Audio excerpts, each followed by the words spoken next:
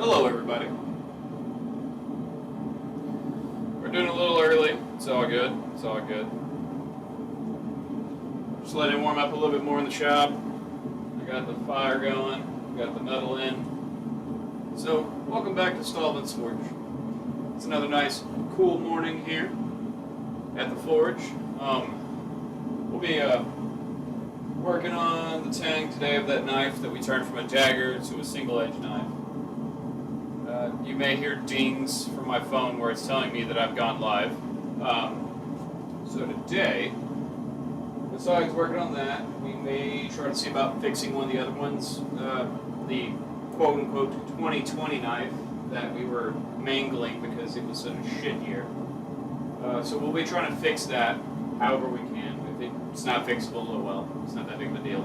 We can reclaim the steel later. I can send it to somebody else who's got a smelter, and we can recast it into a billet of some kind. So, if you don't mind, good morning, Taka. Good morning, buddy. So if you don't mind, please like, share, and subscribe to the channel if you want more content such as this that we're about to get into here in a minute. You'll have to forgive me, it's a little cool in here, so my knee hurts. Drinking my coffee, just getting the mojo. So we'll begin here in a couple minutes, just letting people get here, not warming up a little bit more. So we'll see how this goes. Our usual, I'm getting into the habit of the scheduling. Try not to cancel any if I have to, or if I don't have to, rather. I think sometime here soonish, I gotta go do some stuff with a couple of my other buddies. We got like a training thing we usually do to just kind of knock the rust off and hang out and drink beer. You know, just military buddy stuff. Let's see. We're on the dot. All right. Well, we're going to get right on into it here in a second. Make sure I turn this sound vibrate on my phone, so the way it doesn't bother you guys. Take another drag off my nicotine.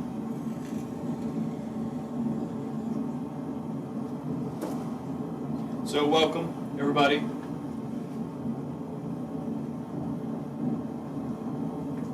And we'll get right on in. So, as always, the anvil is going to be cold, so you'll watch me put this back in multiple times. Alright, so if you're new to the channel, what I do is called blacksmithing. The specific vein of it is bladesmithing. I mean, depending on how you view knives, I'm actually a Kleinsmith, or a toolsmith, Kleinschmidt. Because a knife is a tool. As you can tell from here, you can see it's still pretty hot, but I think you guys see it as more or less black. You see this dull red is a cherry red. And I could probably keep whacking on it, but it's just too cold for what I need. It's not going to move very easy, and it'll cause me more issues later on. So what we're going to do is take this tang and taper it a bit more. So when I lay it on a flat surface, it should be, minus the bevels, level. So what we're going to do is stick it back in the forge. Forge should be somewhere like 1500 degrees right now. We got only one of the burners burning. I usually turn on the burners when I first start the forge. Both of them open to help get the heat circulating in there really good and kind of evenly dispersed for the most part. Now, you won't be able to see it on the camera, I don't think, but what I can see from looking at the forge, there's about that much of a gap from where the heat is not pushing out hard enough. It's just where the fire's rolling out. Good morning, Addie. Good morning. Hope everyone's doing well. I'm trying to play with the light settings right now, so that way we can get a bit easier and you're not watching my pasty skin glare like the sun on a snowy day. But it'll work for now. It'll work for now. I got one of the doors closed. Enough for air circulation, safety precaution.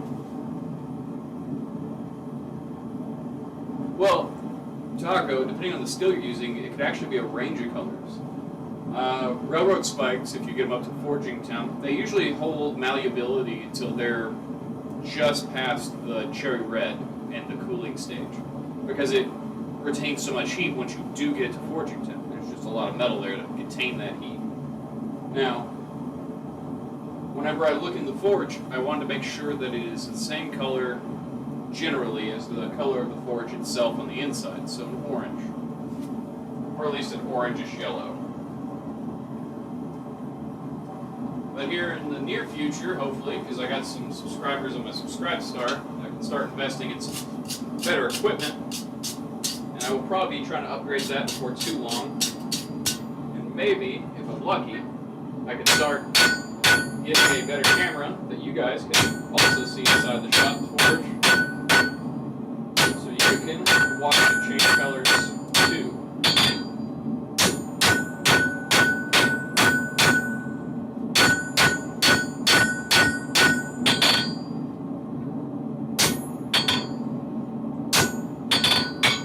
That nice spot where it's thin enough near the blade that it's going to start fishtailing on me with too much force. So we're going to use the small hammer. That should be about 1.5 pounds.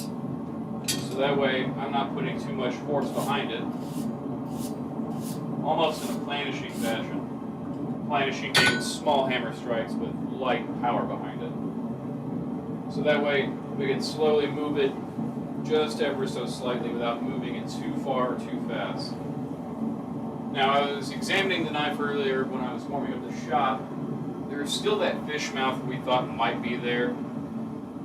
I took it to a file on the bench and started just kind of filing at it, seeing how far down it goes inside the tip.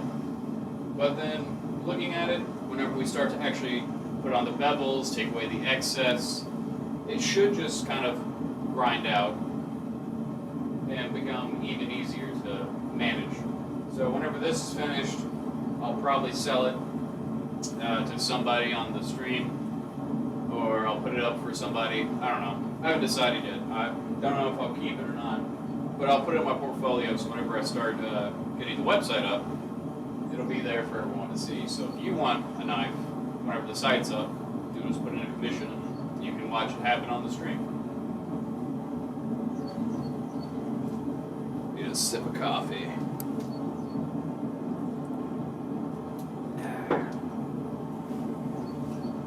Hey, Mert. Morning. No. That one right there is the track that would have been good. I have another piece that I'm going to use for a learner's anvil whenever I get the shop enlarged. I got to turn my carport into a shop. But, yeah, I mean, it's not a bad piece of equipment, but it's not what I would consider the best option.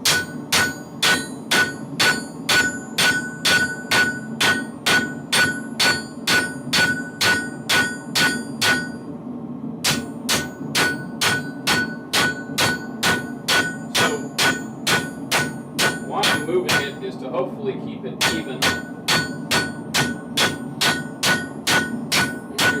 You want to keep both sides relatively even with each other, so that way you don't have one side all kinds of ways and shit. How would I explain that?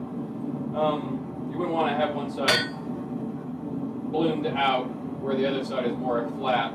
So you want to try to keep it even as possible. The best way to do that, as far as I can tell from someone who taught me, was to simply get it nice level on the working face, and then just move it back and forth as you hammer strike. So that way it stays constant. You're trying to aim to hit the anvil in the same spot with the hammer. So that way it's consistency all the way through. Now consistency comes with practice or different types of tooling. I actually found a really good website here online recently that sells a lot of good tools, such as flatters, chasing and rising hammers, planishing hammers, and so on. And different tools for different jobs. Some tools I won't be able to use without a helper, and eventually I'll try to get another one whenever they come in. Let's see what anyone else has got to say. Stainless isn't bad, it's just very finicky, like specifically with how you heat it and how you beat it. That's why I don't use it specifically. I find it's more of a machining metal than it is a forging metal, but people have forged it before. So it comes down to the craftsman's desire and also the client's wants.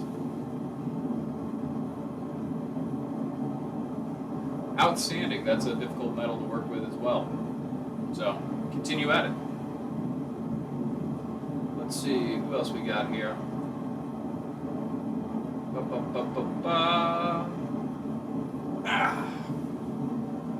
Sorry. Knee popped on me. Alright, looks like we're ready to go back at it. So I try not to bore you guys too much with reading the chat, but feel free to leave questions, just I'll check it every so often. If I miss it, just at me in the chat and I see it highlighted and whatnot.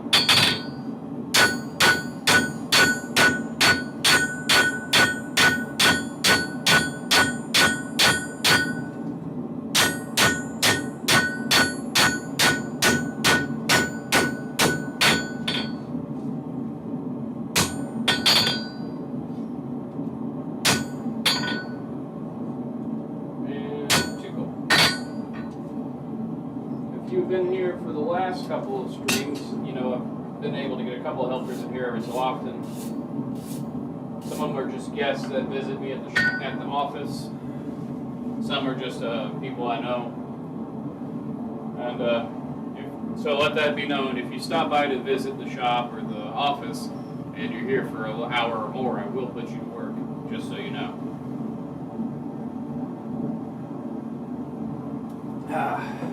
As soon as I get the shop and moved over to the new pros shop, I'll be opening up slots for weekend classes. We'll start on a Friday, like evening, so we'll probably just do some light stuff, get you prepped for it, and I'll have to actually get more tools, but if you have your own tools, that's even better, so feel free to bring your own stuff. But that's not here nor there, that's down the road.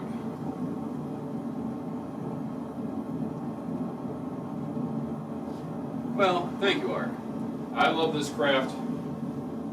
I don't know exactly why I love it as hard as I do, but I do.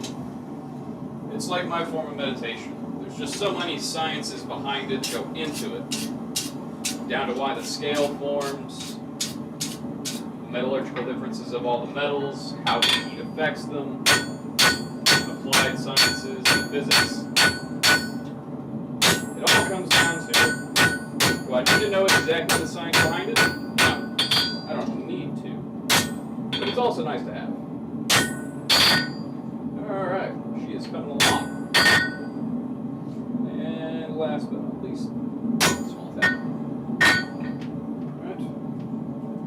Wind's blowing my doors. Alright. So, we have moved her down just a hair. Not very much, but I'm working on trying to fit that brass guard on this, because I think it'll accent it once I get the spacers on and get this ready for a handle. But before we get ahead of ourselves, we still have to remember we gotta finish working the blade, and I have a very nice taper that I was hoping to do from the tip to the back to the rake and the spine, all the way down to the shoulders. Hopefully I can keep that consistent so we don't have to worry about over grinding. Now, working on large projects such as that, typically most knives you'll find in a shop about less than 6 inches. They're easier to work. It's not as difficult to work something small on the anvil. Something larger, it takes more time and finesse. I like doing the harder projects simply because it teaches me more at a rapid pace. You learn more from your failures than you do your successes, as they say. But I typically enjoy just trying to tackle something that's really hard, because the challenge makes it worth it. I won't work with copper anytime soon, simply because I only have one forge.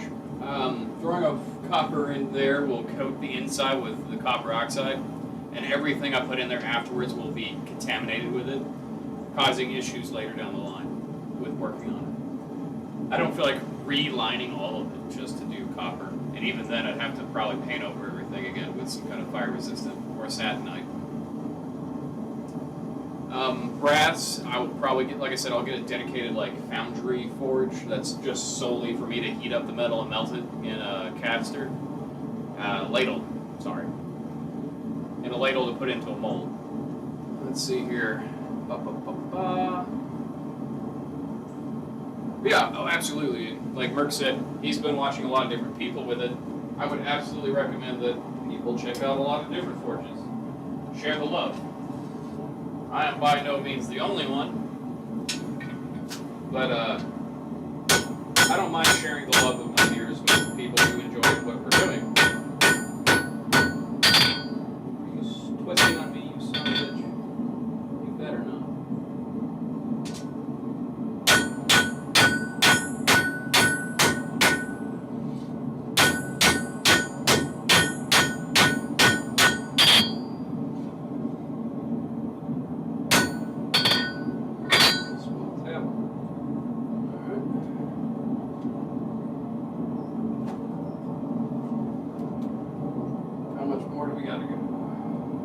Instead of putting my fingers near hot metal, how about we get a tool that would be useful for that? Alright, so what I'm doing is measuring the inside of this. Let's get my handy little tool. It's 3/16 on the inside. Let's get that out again. Take a look. Hot, hot, hot.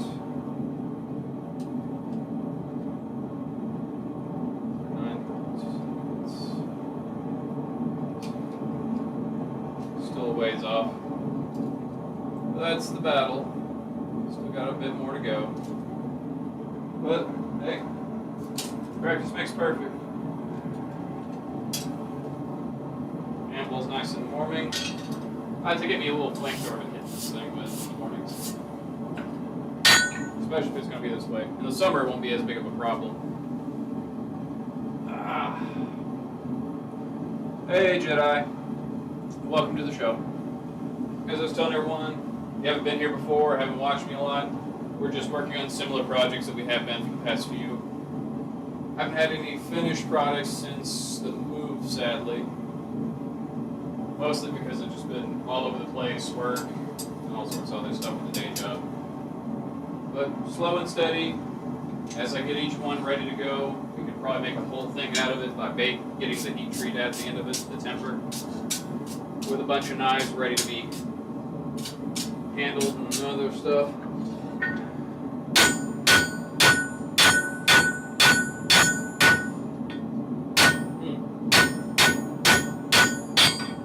Well, that wasn't pleasant. We got a piece of scale in my mustache.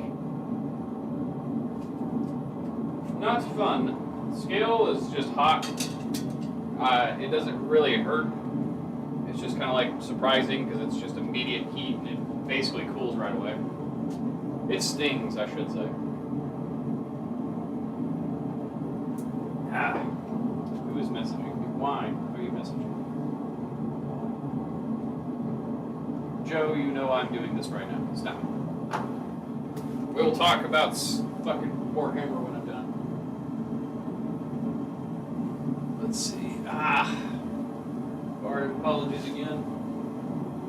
Alright. Need that tip a little warmer. Yeah, let's reposition. So, I'm going to describe what I'm seeing right now, which is just an orange, nearly an orange-yellow inside here. And why I had to move the blade is simply because one part at the end of the tang wasn't heating up to about forging temps the way I needed it to. Simply because it's a little thicker than the rest of the tang right now. And by simply moving it over about an inch, I got it back up to forging temp relatively quickly. Working with metals that are not properly heated cause stresses inside the metal, which can cause breaks whenever you quench them.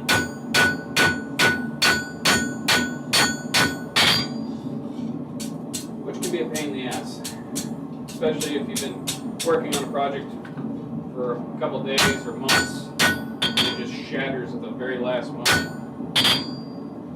It's not what I would consider an optimal thing to have happen. Get as much scale off as I can. The scale can actually bake in the heat, which is nice. It's too cold. Some people actually like the scale on there because it forms a patina, which is just like a darkened or blackish blue coating on it. You'll find some of those, it looks like antiquing almost on some knives. It's just nothing more than the surface layer rust burnt on.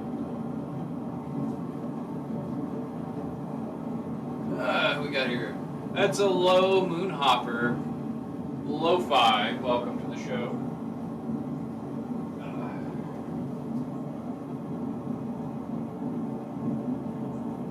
Alright, we're getting there. Move it again. I don't like putting it directly underneath the fire because that gives me a false sense of how fast it'll go. I like to keep it slightly offset about where the fire is burning. So inside with my burner, it's over top the fire brick. It kind of hits dead center of the brick. Now that's where all the concentrated heat is, and then it disperses as it hits and moves. So it's rolling across the brick. I don't like to put it just under it, because if I'm working with something that's very finicky with its chemistry inside, I can either cook the metal, or at worst, if I turned it up any higher, I would bake it and cook out all the carbon. That's why I like to keep it a slight low rumble if you're in the shop. Say you went to the shop and you're wondering why it sounds the way it does. The amount of airflow from the top of the forge going down while it's burning, and it's just getting that nice low rumble. Now that's not where you probably optimally would put it. But once I got it set to where I needed it, I haven't touched it. I'm probably sure I could tune it just a bit better. Right now it's just good enough to do the things I need to do.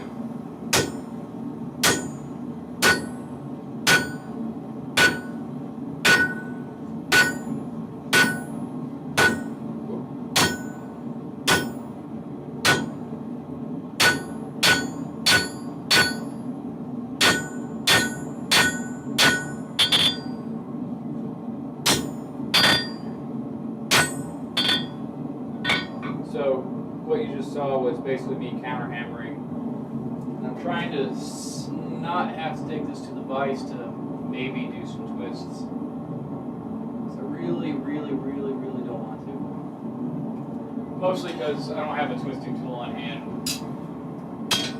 That's one of my Subscribe Star goals, is to get some more tools, and that's definitely one of them. Because there's a lot of cool stuff you can do with a twisted piece. Different patterns, different ways of opening after you cut it, as you twist, or after you twist, or before you twist, that can really make a piece pop.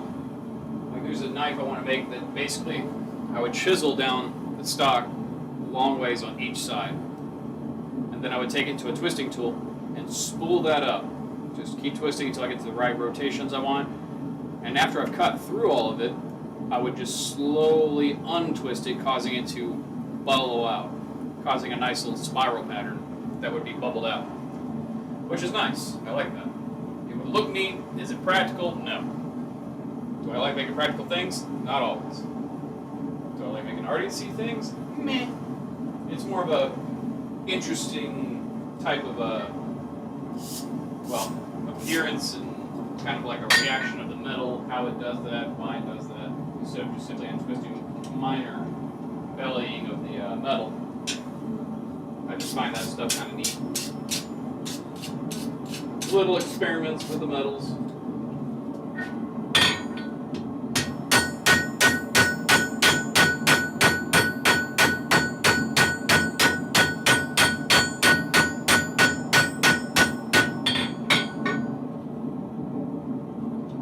Get it while it's still got some heat.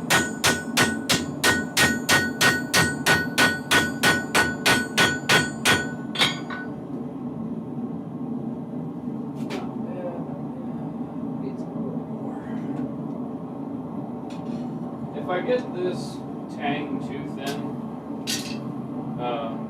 for what I'm trying to do with the guard, that's an easy fix. I would just put something between the blade and the guard, like a bolster, that comes up just enough Also, when I use the epoxy, it's really going to hold it together.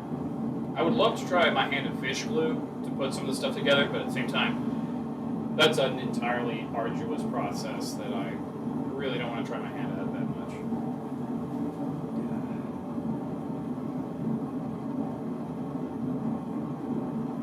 I mean, I would love to, Taco. I mean, it's not that bad. I mean, my knowledge is limited to simply the stuff I work with for the most part.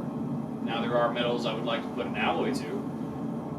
I would love to try to figure out, even though smarter people than me haven't, figure out what comprised Auriocum from Greek myths, all sorts of fancy metals. That would be nice. I mean, I would love to try to find an analogous alloy that would be similar. It's just small little minor passion project kind of deals. Finding out why did they think this was the way it is.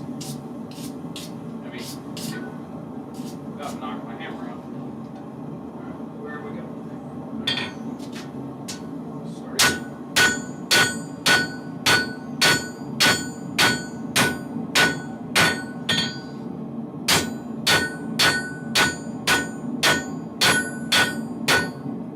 Too cold.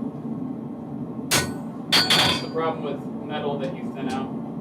This started as a finger metal, so it retained heat pretty well. But now that we got it thinned down from where it was as bar stock, it's just evaporating the heat away. It's also probably because this is still really, really cold.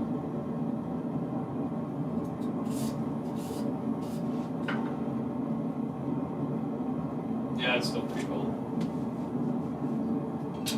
Let that warm. Splash of coffee. Some nicotine. Good morning, Uzi.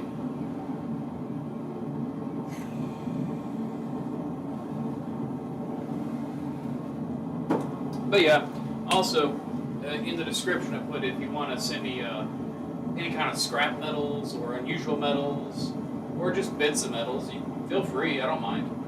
I'll take a look at them depending on what they're made of, throw them in there and see what happens when I hit them. But other than that, I mean, you can follow me on all the other bullshit I'm on, like Twitter and fucking Facebook for now. And like I said, it's just one of those, as we get bigger, shit will change, obviously. But some things still remain the same. I'm going to try to keep a consistent schedule with this Saturday. It seems like it's a very good day to do that kind of stuff.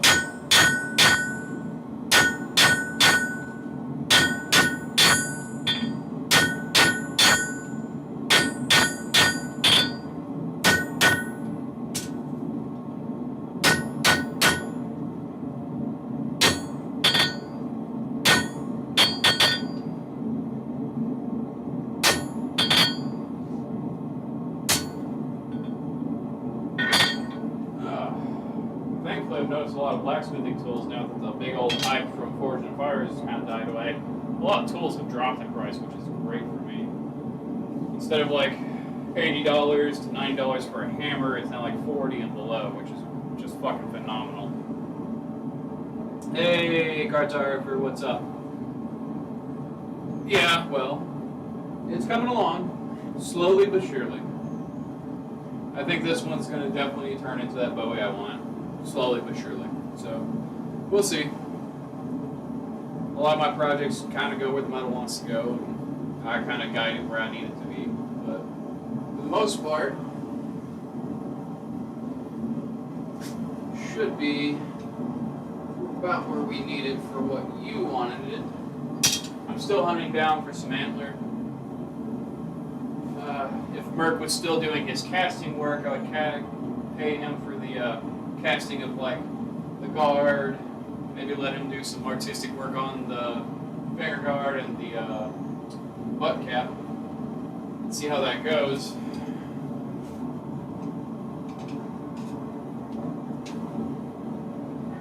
But I don't know if this shop's open right now. If it was, bought $1, I'd be checking that out. Definitely going to invest in some tong grips. It's just a piece of metal that holds them tight. You can get all sorts of different sizes. What are you doing? Why are you doing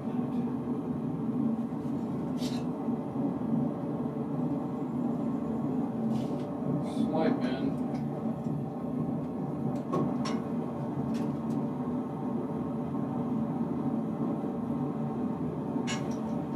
Whenever you do a bend, you're trying to bend it out or get out of bend, you want to continuously double check yourself so you don't accidentally cause more problems. Like accidentally putting in an S in there, an S bend. And that can be a pain in the dick. But otherwise, it's the same.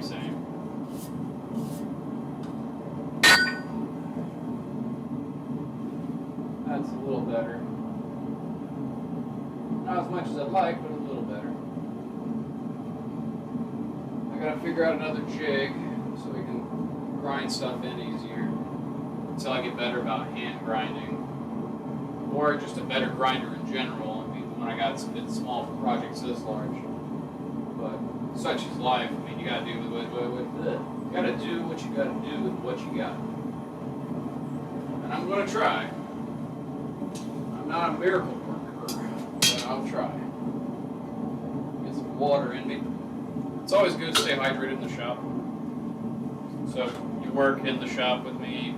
Whenever I get the classroom set up, you'll definitely be told to drink water.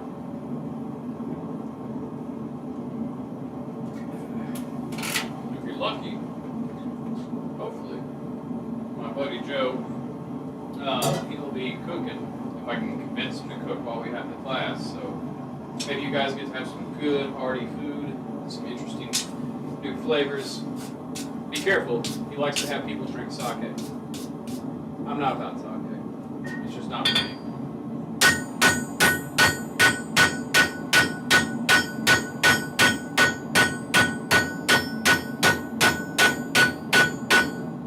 Alright, so I went twice up and down.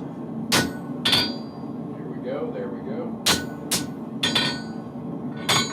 So whenever we flip it back again, when we come back on it, go twice again. I would love to get Coke/Coal Forge. I like the way the bellows sound. Like I like the old-fashioned hand bellows. I think they make a nice rhythmic sound, but I don't want to put everyone to sleep. What we got here? Yeah, it's nice to have you here, GCC. Take a moment to pop a squat. So if you got any questions, feel free right now while I'm taking a minor rest. That heat kind of wicks it out of me.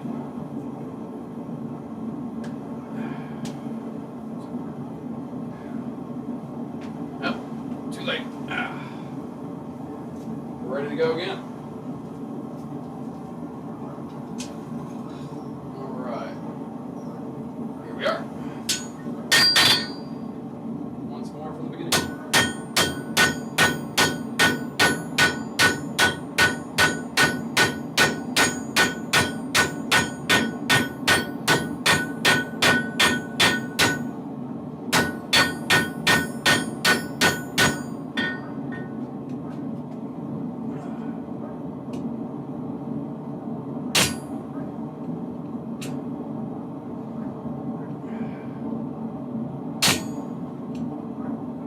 That's much better. Alright, let's take a quick measurement.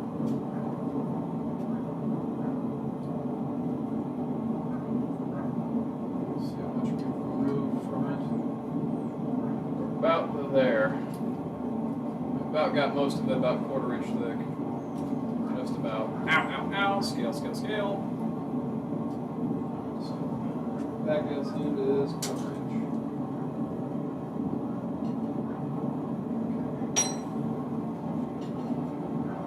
Try to fit the guard on today because I don't have any of the other materials, because I don't want to fix it on there and then it gets stuck because it's snug.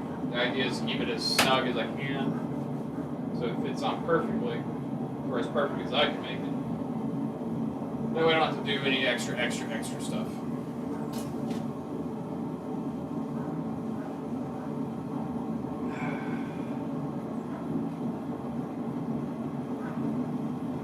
Oh, actually, yeah, casting is a pain in the dick. It's, depending on the size and quantity of molten metal you're working with, quite dangerous. And still quite dangerous. But, yeah. Casting also has its problems, like there's casting fever. Tell them about that. Oh, I believe you. Making something thick to thin. But yeah, tell them about casting fever. I don't know if you've ever suffered from it. Today's energy drink is sponsored by Killcliff. Product placement. They don't sponsor me. But I like the taste. That ain't bad. Alright. So we're just working the tank. This kind of stuff isn't very fast. A lot of blacksmith videos you may watch, it seems like it happens magically very fast. It's not really that fast. And with everything, it all takes time.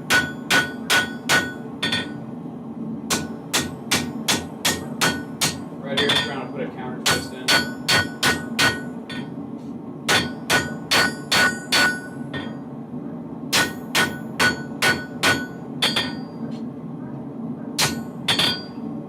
Like I said, the longer the product you're working with, the more problems you'll run into. So, there's the spot. So you really want to make sure you keep everything as straight as possible. No twists. No severe bends, S-bends, and so on. Hey, Yorkie. I'm working.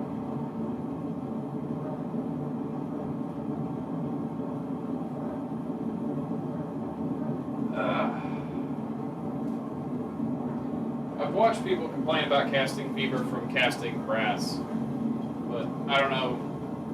Could be. I've not cast brass myself. I mean, I have plans to, because I still owe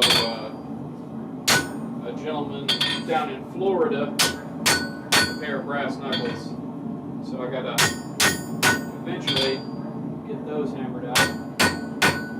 No pun intended.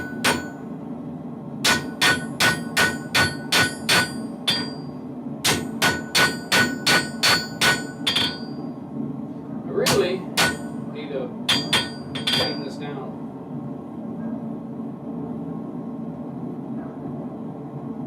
Okay. Throw you back.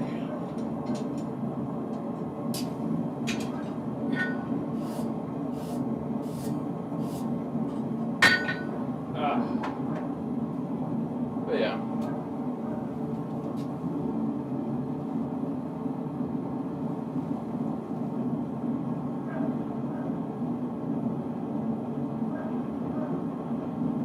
Yeah, good job, Bunny. Thank you for providing that for everyone who might have been curious about it. So, appreciate you.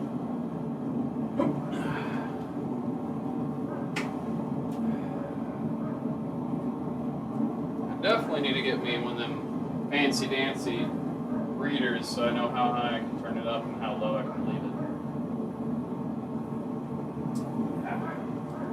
For the temperature inside. I mean, propane's probably your most controlled heat. Why not get something so you can figure out to tune it so it's maximized and optimized? There's a scale, so I don't get smacked with it.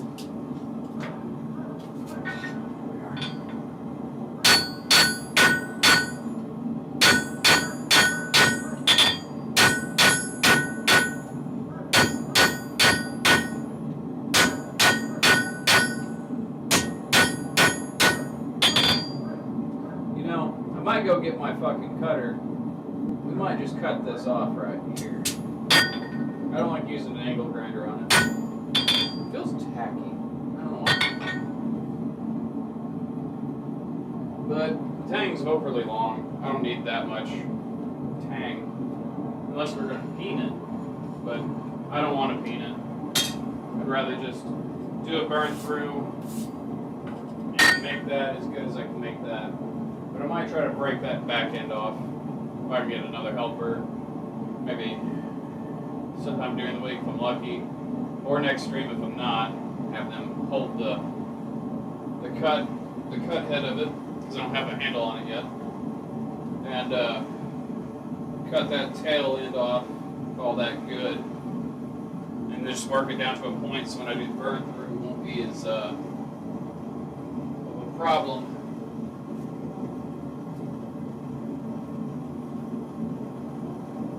It's going to take a minute.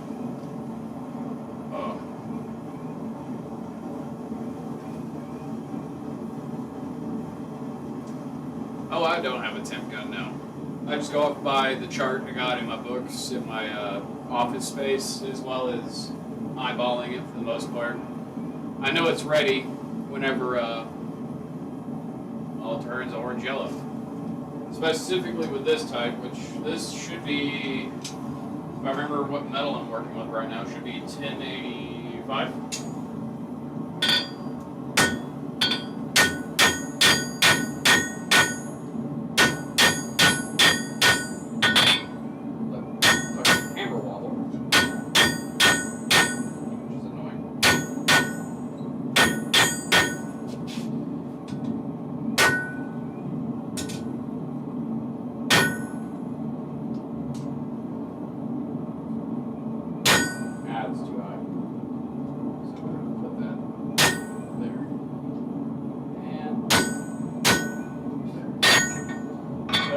Basically used the cross beam to start making a line around where I want to break it.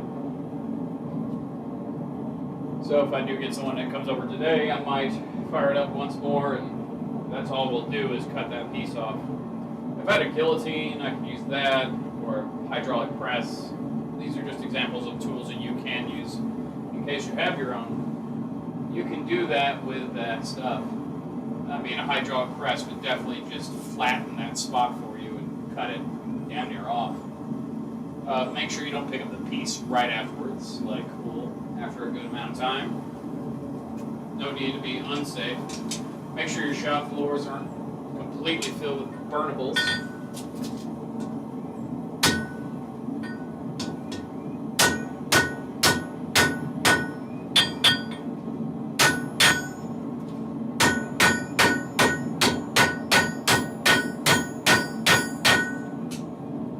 Here is making a neck.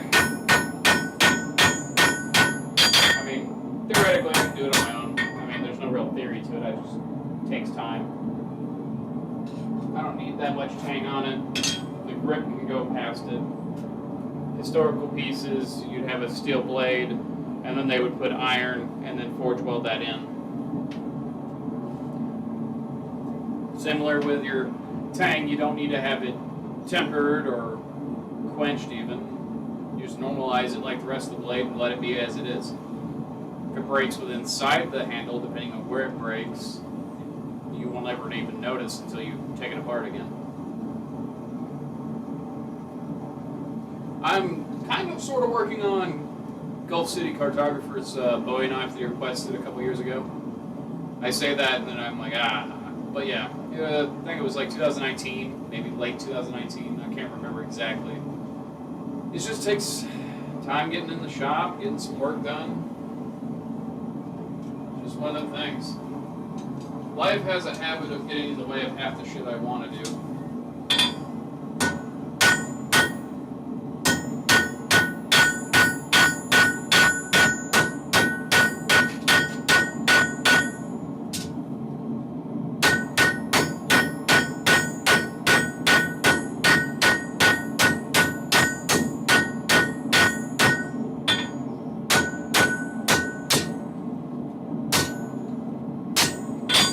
So, basically what you see here is it went from this thickness down to that neck, then making it a little easier.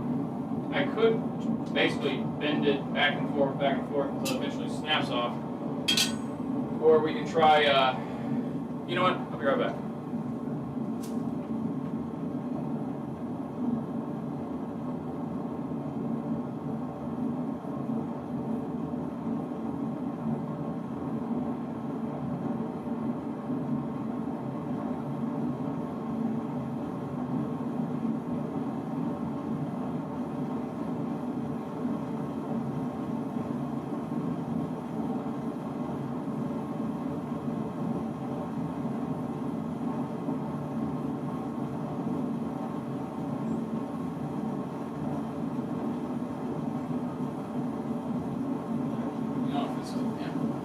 Alright, so now this is just the head of a cut chisel.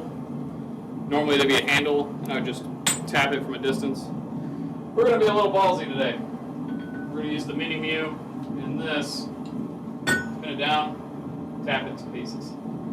So we'll see how that goes. I will be wearing a glove for that. So let me get the area prepped. Alright. Won't need that. We'll need this.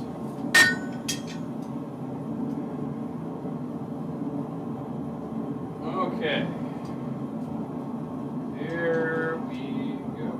Slap that down. It's going to lose heat rapidly.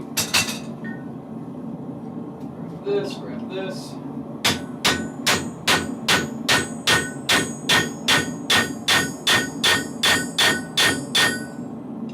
Alright, we made a good chunk.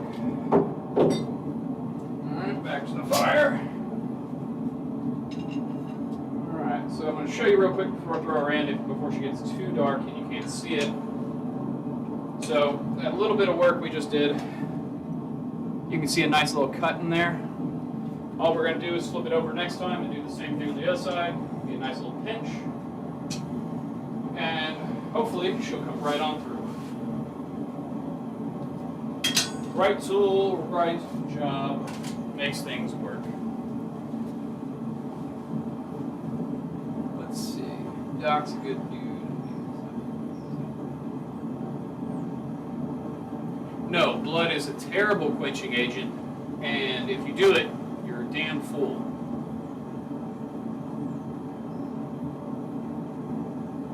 Now, there's the wish list, or if you want to surprise me, Blacksmith Supply Shop, I think, is a good one. They might have those cheaper tools too. That's up to you. Well, the problem is, depending on the person, their diet, their lifestyle, the blood's going to have way different levels of different like fats in it, other kinds of acids in it. The content of the blood actually causes issues. And well, I don't know about you, but it also doesn't cool at even rates.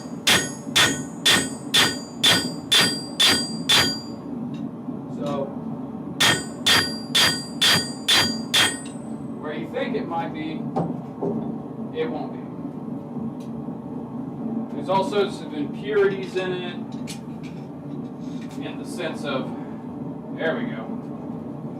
Alright, and here we go with braking. I could do this in the vise, but I find the hardy hole very useful in this. And she's out. Alright, so we just, a couple of treatments there. We got a nice little beveling from the cut tool. And now we can work on fixing the tank again. And we took that much off. You won't see it as well because it's dark. But that's about 1.5 inches of metal. You really don't want that inside you. If you stepped on it, inside your boot, burning your foot. Magical properties, my ass. If you want to make a substandard quench, by all means do it. Next you're going to tell me you're going to put obsidian in with your Orialco. With just a drop of stellinium or some wishium alloy, you'll make yourself a Masamune katana. But you do whatever you think you want to do.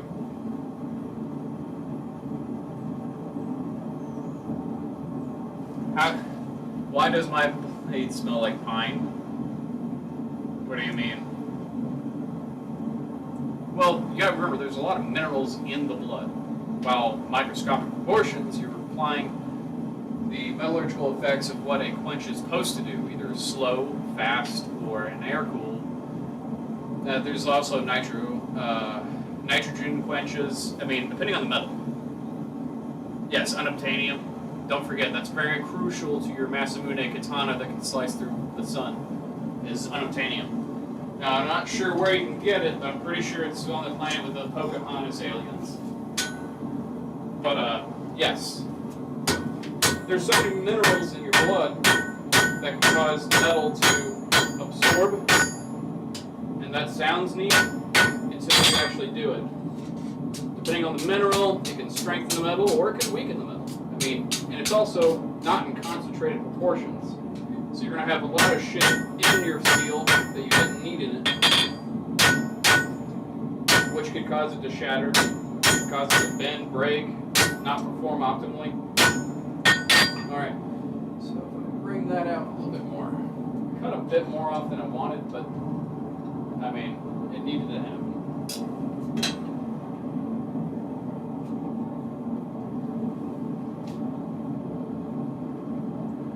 Well, with gin, you would just probably explode on fire, wouldn't you? I mean, yeah. Ba-ba-ba.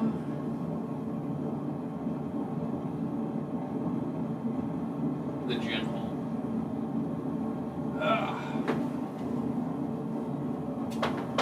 Alright, we're ready.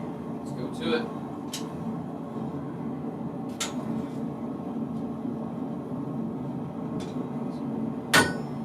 That's hot.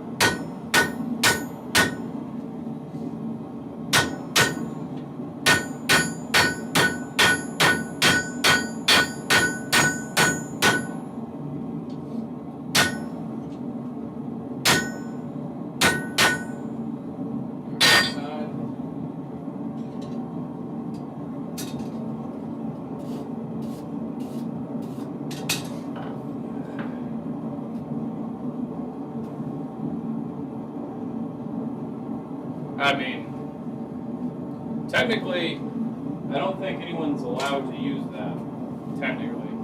Like gilding, mercury and gold to plate stuff and gild it up, they outlawed that like forever ago. So I don't think you can get enough. And I'm not actually sure what would happen. Since it's a liquid at room temp, I don't really know. I don't know how its absorption would work with the heat that the steel is putting in. So it's kind of like, that's an interesting experiment, but I wouldn't do it without hazmat gear. Because I don't know how mercury reacts with several thousand degrees of heat.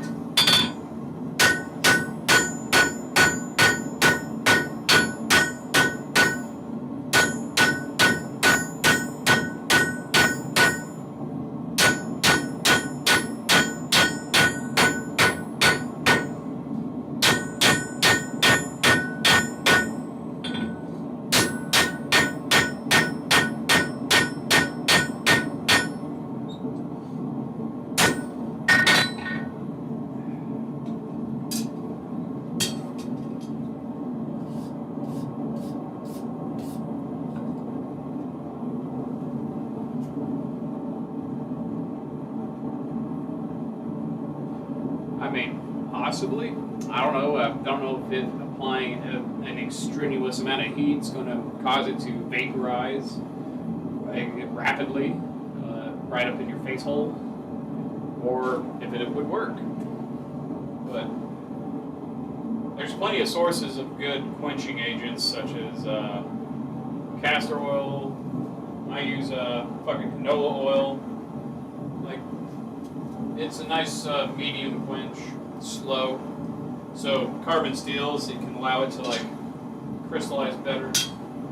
And then obviously the heat treat for it. I always normalize at least 3 times to heal it. I feel like that's enough. I mean, I'm sure there's people who don't do it that many times, and I'm pretty sure there's people who do it more than that.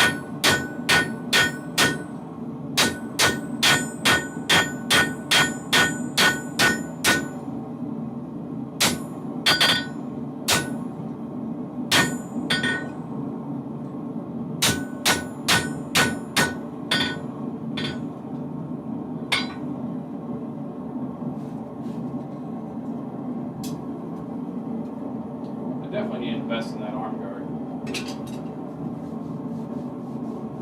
Fuck. Let's see.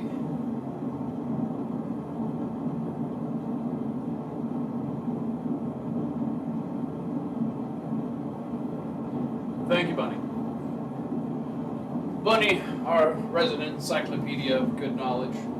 So yeah, you flash boil mercury with 1200, 1500 degree metal, I mean, do it and call me back, I guess.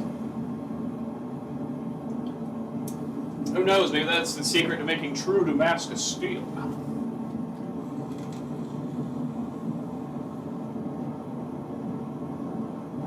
Tell you right now, one thing I wish I had right now is a flatter. Chase out some of these hammer marks. Make it pretty.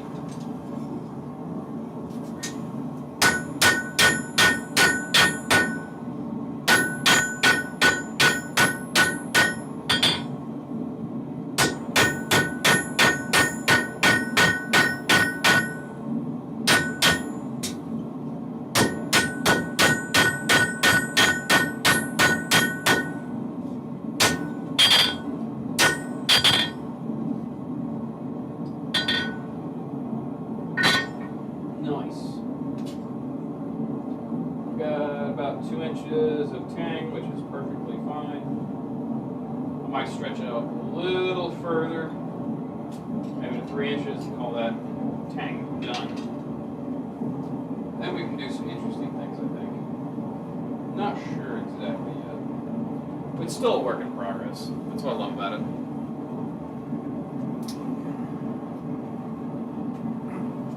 Hell, we've almost hit the hour mark. Jesus. Well, I'm glad you all are here and enjoying the show. So, by all means. I thought about doing a Super Bowl Sunday Forge stream like I did way back when, but I got plans, so I won't be doing that. So if anyone was looking forward to a Super Forge Sunday, not this time. Got prior commitments to do. I think on the 27th, yeah, I think it's the 27th that I got some stuff I got to do on a Saturday, so there won't be a stream that day. I might still, depending on how early I can get forging. I gotta double check the time. Just some of my army buddies. Do some fun stuff. It's more so I can check on them, make sure they're still doing good in their mental health. My due diligence as a battle brother. Doesn't hurt to make sure they're doing all right mentally. All right. So, we got a good bit of tank still. So, I mean, it's going to put a handle in there. I'll probably grind in the other side of that bevel from where we cut it. So that way we can slide it into the piece of material better. Kind of like where it's at. I need to kind of taper it a bit straighter and put it in line with the tip. So, give me a moment. I gotta do some eyeballing and figuring.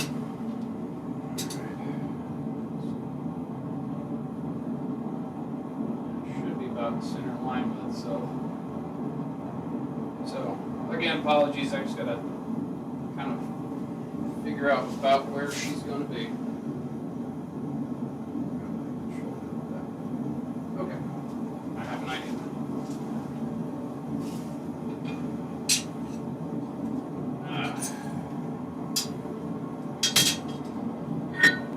Better to measure twice, cut once.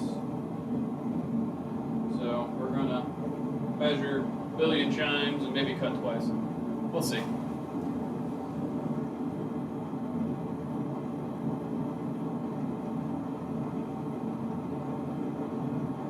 I mean, if they're madder than a hatter, doesn't that turn them into a politician? Because at least a hatter is useful to some degree. But yeah. The battery's dying. Jesus. We'll wrap it up here in a minute. We got some stuff done. I really need to retemper some of these other knives I got that are ready. Like, I got a few knives that are ready for cleanup and putting it in, putting a handle on, but I'm just kind of like, that's old work that I did in the old shop. Don't know if I want to do that.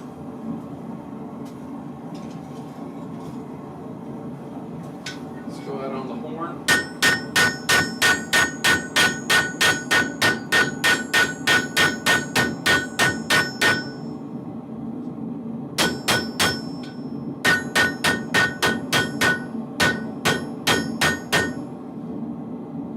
Some may wonder why I work on the horn. Sometimes it's, I don't know, I just like how it goes sometimes.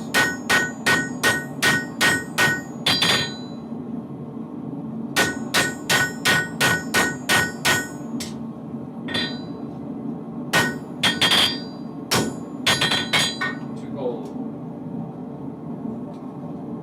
We did break it up a bit, so that's better in line with the tip.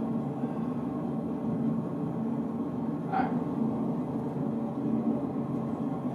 Well,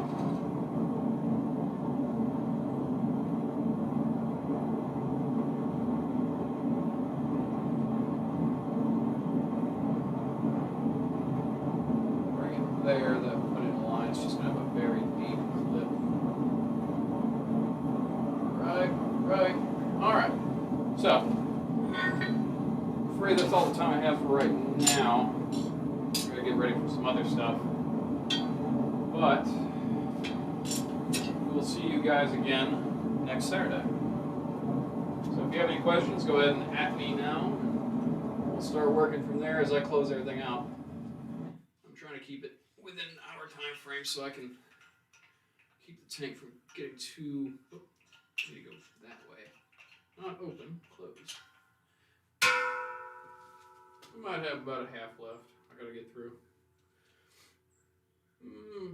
Maybe a little over half. But, pardon the noise.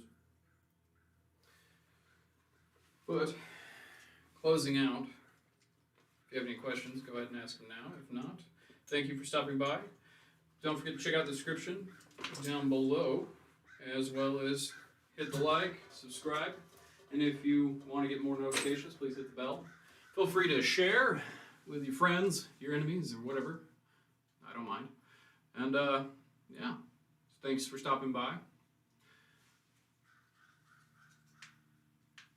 As a sax worker, slow. Haven't been making as many. I've been working on a couple. I got one I still need to finish, but it's going to be a bastard of what it really would be. A riverboat worker wants a sax, but he wants it to have serrations. And I've not made serrations, but it'll be interesting to see how that comes out. It's going to be a monster all on its own. And kind of not looking forward to trying to do the serrations because there's a lot that could go wrong. A lot. Especially with the quench, with the differing thickness of the metal, especially with the serrations on it. But we'll see how that goes.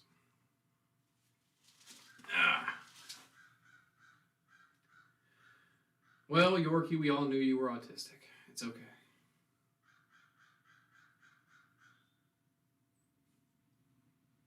But as always, thanks for stopping by. I'll see you guys next time in the shop. Thanks for coming.